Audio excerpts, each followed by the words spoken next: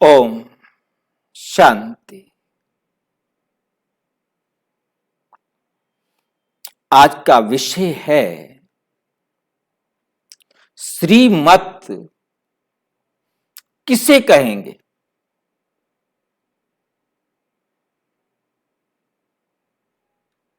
पूरी दुनिया में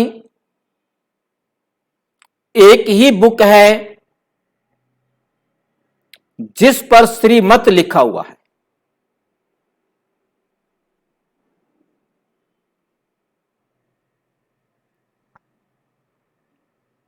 अब प्रश्न यह उठता है कि वो श्रीमत है या नहीं।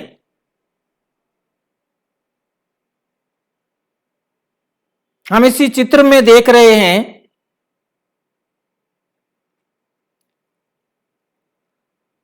जो गीता का ज्ञान श्री कृष्ण ने अर्जुन को दिया वो श्रेष्ठ मत थी, सर्वोच्च भगवान की मत थी। स्वयं भगवान परमधाम से आए और गीता का ज्ञान सुनाए, तो क्या हिंसक युद्ध कराएंगे? 18 अक्षौणी को मरवाएंगे। 18 अक्षौणी पुरुष मर गए। अर्जुन ने इसी बात को कह करके युद्ध करने से इनकार किया था कि इधर भी मेरी सेना है, इधर भी मेरी सेना है।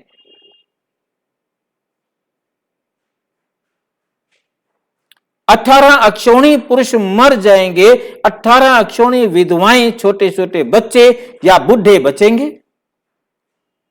ऐसा राज्य। दूसरी बात, इधर भी मेरे परिवार के लोग हैं, उधर भी मेरे परिवार के लोग हैं।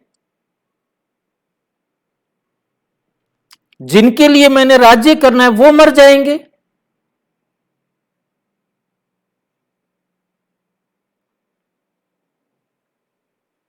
इससे तो अच्छा है कि मैं भीख मांग करके रहूं।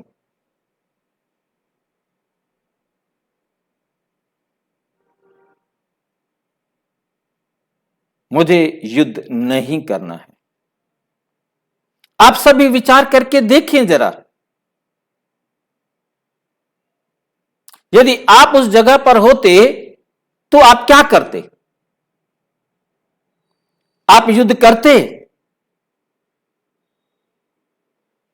आप ऐसी प्रजा का राजा बनना चाहते?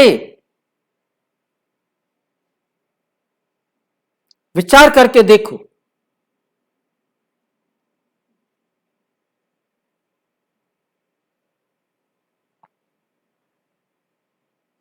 उसे श्रीमद् भागवत गीता सुनाई गई,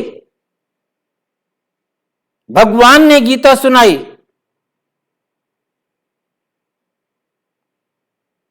भगवान आए सबको ज्ञान देंगे कि एक को ज्ञान देंगे? नेचुरल सबको देंगे। क्यों भगवान एक के लिए तो नहीं आते।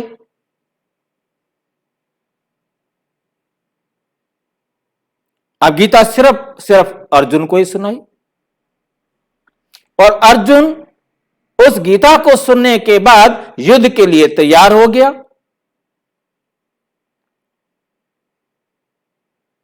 युद्ध हुआ, सारे परिवार के लोग मर गए, 18 अक्षौणी सेना मर गई, बचे सिर्फ 5 पांडव। भगवान आकर क्या ऐसा हिंसक युद्ध कराएंगे?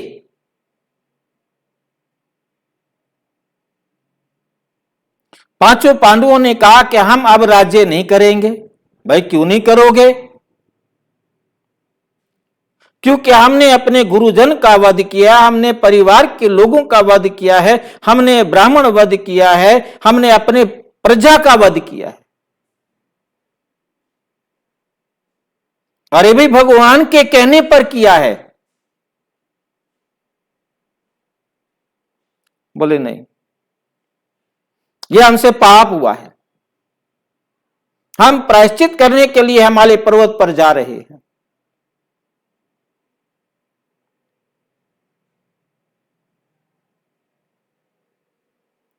जाते को कौन रोक सकता है? प्रजा हाथ जोड़ करके खड़ी हुई कि हमारा राज्य कौन संभालेगा? कहा कि वो अर्जुन का बेटा, ओ सॉरी क्या है अपना अभिमन्यु का बेटा, वो राजा बन जाएगा। अभिमन्यु तो मर गया। अब वो पैदा हुआ, वो तो चले गए, पहाड़ों पर गलते चढ़ते चढ़ते गलकर मर गए वहीं पर ही। वो अभिमन्यु का बेटा पैदा हुआ, पैदा होते ही तो राजा नहीं बन सकता। 13 साल इंतजार किए, राजगद्दी पर बैठा। जैसे ही राजगद्दी पर बैठा, घोर कलयुग शुरू हो गया। विचार करके देखो, भगवान आए, गीता का ज्ञान सुनाए, असुरों का विनाश कराए। सुख का समय स्वर्ग आना चाहिए या दुख का समय नरक आना चाहिए? क्या आया? घोर कलयुग आ गया। 13 साल बाद परीक्षित राज गद्दी पर बैठा और घोर कलयुग शुरू हो गया कि मेरा समय शुरू हो गया है, मैं कहां रहूं? स्वर्ण में रहो। और वो राजा के मुकुट में जाके बैठा और उसने जाकर के एक जंगल में मरा हुआ सांप पड़ा था, ऋषि के गले में डाला। उसके बेटे ने उसको श्राप दे दिया और श्राप देते ही 7 दिन तक भागा गया। सुखदेव को पकड़ के लाया। सुखदेव 7 दिन तक भागवत सुनाते रहे। आखिर उस सांप ने आके डसा और वो मर गया। अब विचार करके देखिए कि श्रीमत का रिजल्ट क्या निकल रहा है। अब वही श्री कृष्ण गांधारी से मिलने के लिए जाते हैं तो गांधारी कहती है कि हे कृष्ण, तू चाहता तो इस युद्ध को रोक सकता था। कहता है हाँ माते, मैं रोक सकता था, नहीं रोका। तुम मेरे दोनों कुलों के नाश करने के जिम्मेवार है, इसलिए मैं तुम्हें श्राप देती हूं कि सारे यदुवंश का नाश हो। अब विचारणीय बात आती है कि भगवान को भी कोई श्राप दे दे, और कृष्ण ने कहा स्वीकार है माते। और सारे यदुवंश का नाश हो गया। और कृष्ण भी पेड़ के साथ लेटे हुए थे, पैर घुटने पर रखे, और बहेलिया ने हिरण समझ के उनको भी तीर मारा और वो भी मर गए। भगवान भी मर जाए। बाकी तो और किसी ने क्या क्या उल्टे काम किए वो सब आप जानते हैं, मुझे बताने की जरूरत नहीं है। मेरा सिर्फ आपको बताने का मतलब कि श्रीमत, श्रेष्ठ मत, जिससे हमारे जीवन का उत्थान हो, चरित्र का उत्थान हो, हम पतित से पावन बने।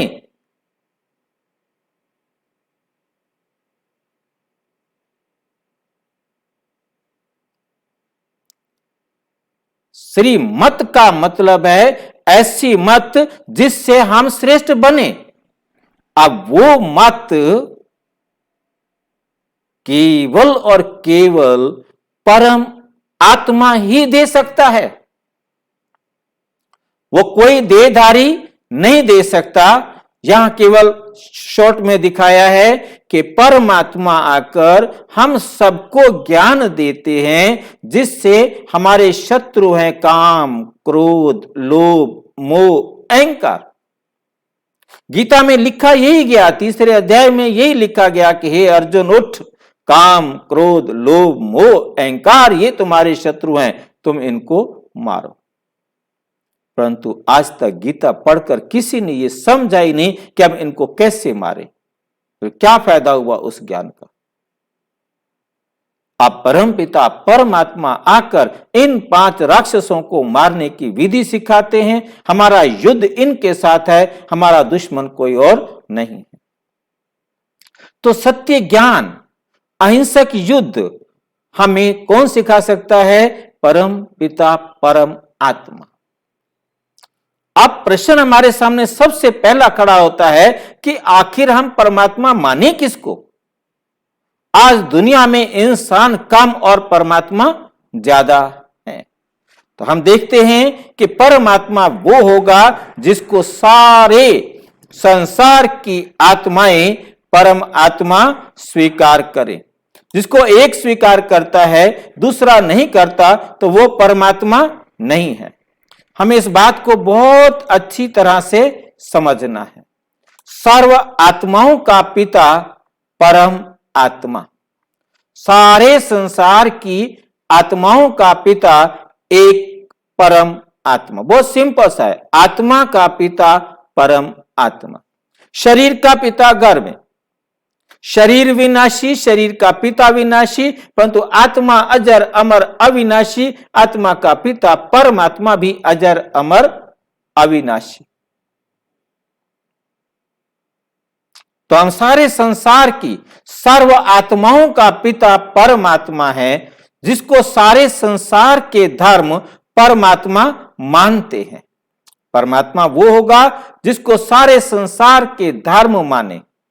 तो हम यहां ध्यान से देखेंगे कि क्राइस्ट ने भी उंगली ऊपर की है, गुरु नानक ने भी उंगली ऊपर की है, सभी का ध्यान ऊपर है। कहते भी हैं ऊपर वाला जाने, परंतु ये ऊपर वाला कौन?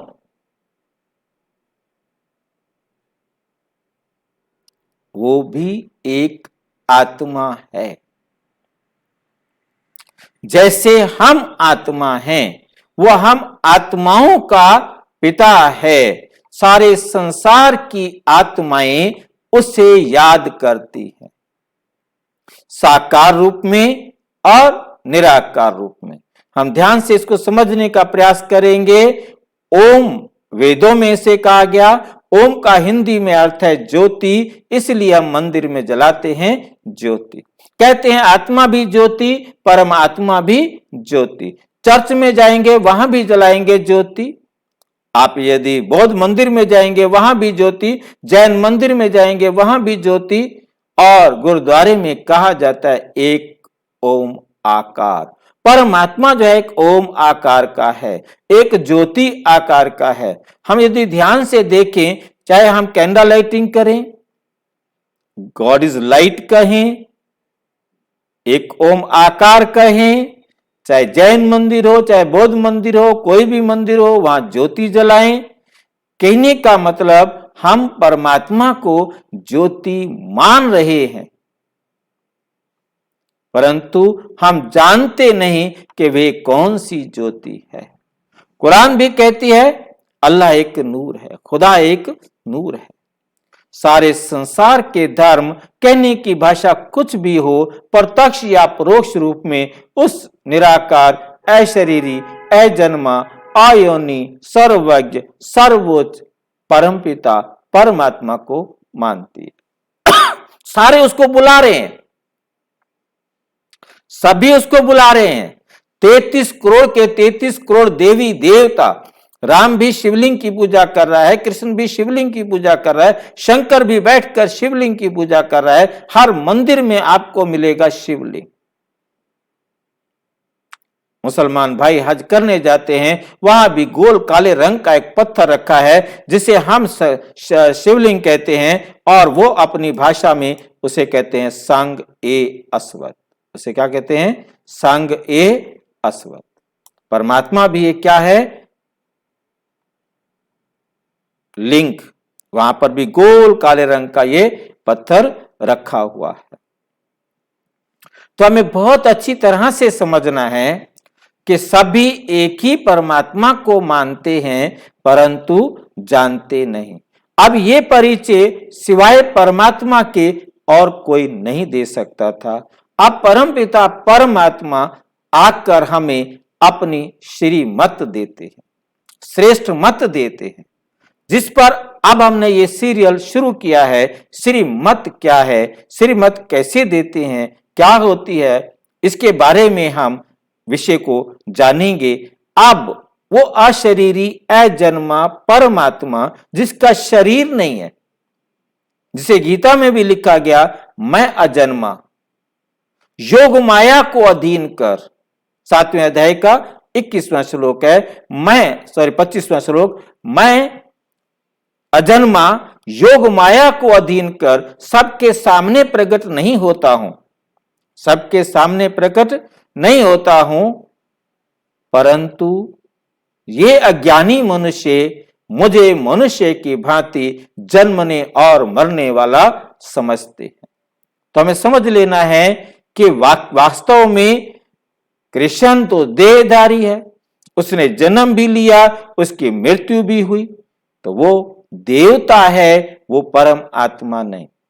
परमपिता परमात्मा ने समझाया, बच्चे मैं तुम सारे संसार की आत्माओं का पिता हूं, चाहे वो देव आत्मा हो, चाहे वो धर्म आत्मा हो, चाहे वो महान आत्मा हो, चाहे वो पाप आत्मा हो, चाहे वो दुष्ट आत्मा हो, मैं सब आत्माओं का पिता हूं।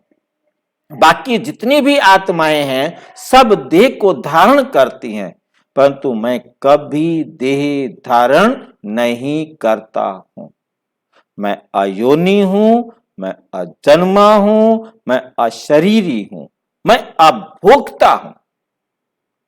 ये बातें मेरे लिए हैं। कोई भी देहधारी अभोक्ता नहीं हो सकता।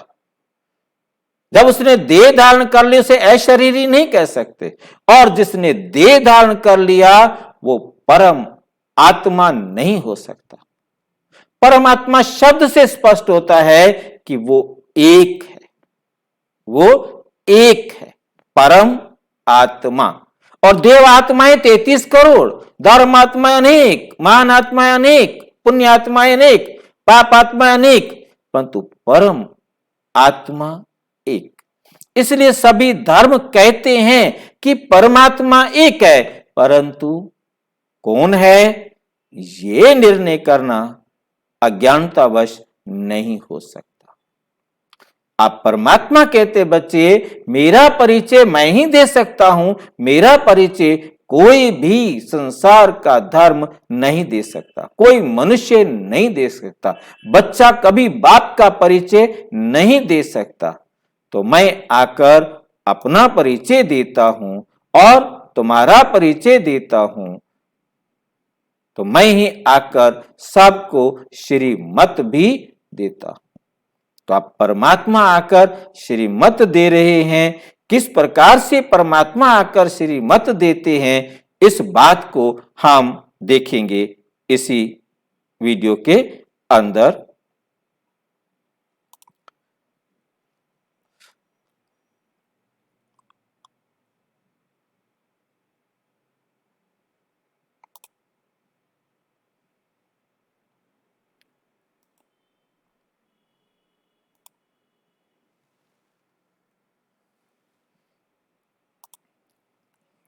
सर्वोच्च परमात्मा ही सर्वश्रेष्ठ मत दे सकता है। कोई भी देहधारी परमात्मा की मत श्रीमत नहीं दे सकता। श्रीमत कौन दे सकता है? जो सर्वोच्च है। श्रीमत का मतलब ही होता है श्रेष्ठ मत। अब श्रेष्ठ मत जो सर्वश्रेष्ठ है वही मत दे सकता है। जो खुद इस देह के बंधन में फंसा हुआ है वो कभी भी सर्वश्रेष्ठ मत नहीं दे सकता। इस बात को हमें बहुत अच्छी तरह समझ लेना है। इसके बाद हमारे पास आता है, आप परमात्मा आकर कहते बच्चे आखिर वो दिन आया आज। कौन सा दिन? सारी दुनिया पुकार रही है, हे भगवान आओ, पतित से पावन बनाओ, गीता का ज्ञान सुनाओ, हमें नरक से निकालो। कहने का तरीका कुछ भी होगा, तम सो मां ज्योतिर्गमे करो, मृत्युर्मा अमृतो गमे करो। तो मतलब ये सारी बातें जो कही जा रही हैं वो सारी की सारी उस परमात्मा को बुलाया जा रहा है। तो परमात्मा कहते आखिर वो दिन आया आज। ये है श्री श्री शिव बाबा की श्रेष्ठ मत। क्योंकि शिव बाबा, शिव को हम बाबा कहते हैं क्योंकि वह हम आत्माओं का पिता है, सारे संसार की आत्माओं का पिता है। इसलिए शिव बाबा की ये श्रेष्ठ मत है। बाप पहली पहली मत देते, पहला पहला पाठ परमात्मा आकर पढ़ाते कि बच्चे देही अभिमानी बनो। शिव बाबा हम आत्माओं को पढ़ाते हैं, ये पक्का पक्का याद करो। जो मुरली रिवाइज की गई थी 25 अगस्त 2005 को, और बाबा ने ये कहा था 69 से पहले। 69 से पहले परमपिता परमात्मा ने आकर समझाया कि बच्चे, तुम ये शरीर नहीं हो, तुम इस शरीर को चलाने वाली अजर अमर अविनाशी आत्मा हो। तुम आत्मा इस संसार में पार्ट बजाने के लिए आई। ये शरीर है, ये जीव है, जीव जमा आत्मा। जीव, यहां देखो ये दिया है बिना आत्मा के शरीर। जब बिना आत्मा के शरीर में आत्मा आती है, जमा हुई आत्मा, तो ये चलता फिरता इंसान बनता है। और जैसे ही, तब इसे कहा जाता है जीव आत्मा या ह्यूमन बीइंग। जीव आत्मा कहें या ह्यूमन बीइंग कहें, जीव आत्मा। अब जीव आत्मा में से आत्मा निकल जाए तो फिर क्या हो जाता है? ये बिना आत्मा के शरीर, मतलब जीव। बहुत अच्छी तरह से समझना है। परमात्मा कहते हैं हम दो है, एक तरफ है शरीर और एक तरफ है आत्मा। तो शरीर और आत्मा दो चीजें हैं, ये अपनी स्मृति में रखो कि मैं ये शरीर नहीं हूं, इस शरीर को चलाने वाली मैं आत्मा हूं। मैं आत्मा अपने शरीर का रचयिता हूं, पालन करता हूं और संहार करता हूं। ये तीन कार्य मैं करता हूं। ये डिटेल आगे हम वीडियोस में देखेंगे, परंतु फिलहाल हमें समझना है कि मैं आत्मा इस शरीर को चलाने वाली हूं। मैं आत्मा हूं, मैं ये शरीर नहीं हूं। मेरा स्थान यहां भ्रिकुटी में ऊपर नहीं बैठी रहती, यहां से 2 से 3 इंच अंदर, जहां आप देख रहे हैं ये रीढ़ की हड्डी के ऊपर आकर के हमारा खोपड़ी खड़ी हुई है, वहां आत्मा की सीट है। वहां आत्मा बैठकर पूरे शरीर को कंट्रोल करती है। इसलिए कहा जाता है कि भ्रिकुटी में चमकता है एक अजब सितारा, वहां से सारी बॉडी का कंट्रोल होता है। इसे आज्ञा चक्र भी कहते हैं। और ये शरीर के अंदर इस प्रकार से है जैसे गाड़ी में ड्राइवर, जिसे गीता में लिखा गया शरीर है रथ, आत्मा है रथी। शरीर है रथ, आत्मा है रथी। जब आत्मा रथी नहीं होता तो इसे कहते हैं आरथी। आरथी माना बिना आत्मा की गाड़ी। रथी हो गया रथ को चलाने वाला, रथ हो गई गाड़ी। क्योंकि गीता उस जमाने में लिखी गई थी जब रथ हुआ करते थे। आज लिखा जाता तो आज ये लिखा जाता कि शरीर है गाड़ी, आत्मा है ड्राइवर। और ड्राइवर अपनी सीट पर बैठकर गाड़ी चलाएगा, तो ड्राइवर जहां बैठेगा पूरी बॉडी का कंट्रोल होना चाहिए। पूरी बॉडी का कंट्रोल है हमारा ब्रेन के अंदर। तो वो स्थान आपको ऊपर दिखाया, तो आत्मा वहां बैठकर पूरे शरीर को कंट्रोल करती है। यहां पर दिख रहे हैं, यहां इस जगह पर, यहां जो है इस कॉर्नर में, यहां आत्मा बैठ करके पूरी बॉडी से आने वाले मैसेज को रीड करती है। और ये इस प्रकार से रीड करती है जैसे कंप्यूटर में ब्रेन है हार्ड डिस्क, वो है शरीर का भाग, और आत्मा है उसको ऑपरेट करने वाली। जैसे आत्मा अलग होता है, कंप्यूटर हार्ड डिस्क अलग होती है, ऐसे ब्रेन हमारे शरीर का हिस्सा है, परंतु आत्मा उसको चलाने वाला ऑपरेटर है। तो हमें समझ में आ गया होगा कि आत्मा और शरीर अलग अलग है। तो पहला पाठ परमपिता परमात्मा आकर पढ़ाते कि बच्चे तुम आत्मा हो। ये श्रीमत, इतनी सी बात समझने से हम आत्मा हैं, हम अपने आप को अनुभव करते हैं कि मैं अमर आत्मा हूं, मैं ये मरने वाला शरीर नहीं हूं। ये शरीर विनाशी है, परंतु इस शरीर को चलाने वाली मैं आत्मा अजर अमर अविनाशी हूं। आगे हम विस्तार करते रहेंगे और इसके विस्तार से जानने के लिए इसी वीडियो के डिस्क्रिप्शन बॉक्स में आपके पास 2500 से अधिक वीडियोस भेजे गए हैं। उनको आप खोल करके देखेंगे, आपके हर प्रश्न का उत्तर आपको मिलता जाएगा।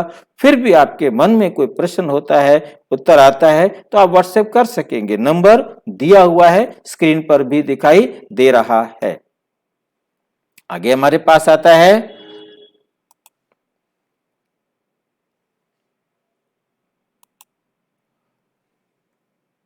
बाप कहते हैं, परम पिता परमात्मा कहते हैं, आत्माएं अब मेरी मत पर चलो।